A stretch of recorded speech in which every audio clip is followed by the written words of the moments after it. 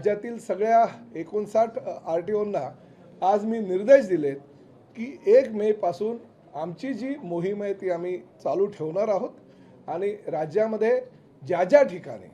चुकीच्या पद्धतीनं काही रिक्षा चालत असतील, चुकीच्या पद्धतीनं टॅक्सी चालत असतील,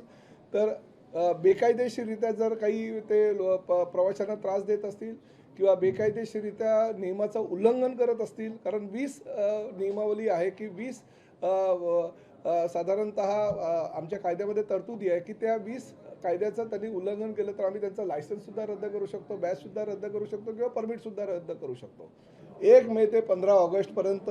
आम्ही ही मोहीम करणार आहोत आणि त्या दरम्यान त्यांनी शिकायला हवं. जर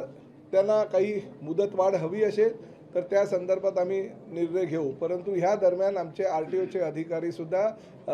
कोकण मराठी साहित्य परिषद आणि मुंबई मराठी साहित्य संघ या 2 संस्थेच्या माध्यमातून आम्ही शिकवणार.